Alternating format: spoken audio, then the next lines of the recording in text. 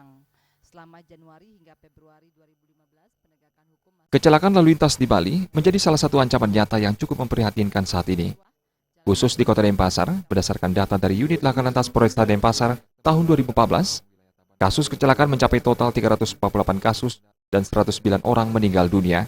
Sementara di tahun 2015 hingga triwulan pertama, sebanyak 29 orang meninggal dunia akibat laka lantas bahkan meningkat dibandingkan tahun 2014 lalu hingga bulan Maret sebanyak 22 orang meninggal dunia. Selain faktor pelanggaran lalu lintas, kurangnya disiplin pengguna kendaraan menjadi pemicu kecelakaan lalu lintas.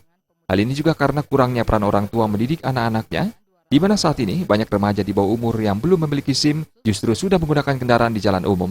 Harus mengikuti aturan hukum yang ada. Bila mana dia belum memenuhi syarat untuk mendapatkan SIM atau lisensi untuk dapat mengendarai sepeda motor atau kendaraan bermotor, harus diikuti. Orang kalau di bawah umur, anak-anak SMA maupun masih di bawah umur belum waktunya, dia tidak boleh sebenarnya bawa sepeda motor karena itu kan mengakibatkan dia satu lalu lintas dia belum tahu tentang lalu lintas, dia emosionalnya masih tinggi gitu loh. Terus di jalan dia kebut-kebutan.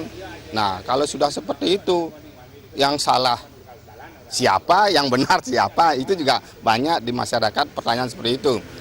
Diajarin sejak dini, jangan umurnya belum cukup sudah dikasih naik motor, itu membahayakan bagi anaknya dia sendiri gitu. Untuk itu masyarakat berharap agar semua pihak lebih aktif lagi berperan mengantisipasi kasus laka lantas.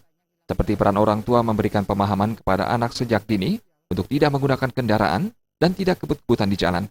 Selain itu, pihak polisian juga diharapkan mampu lebih tegas dalam memberikan pemahaman, sosialisasi dengan bekerjasama dengan pihak sekolah tentang cara berlalu lintas, termasuk memberikan pengawasan di jalan.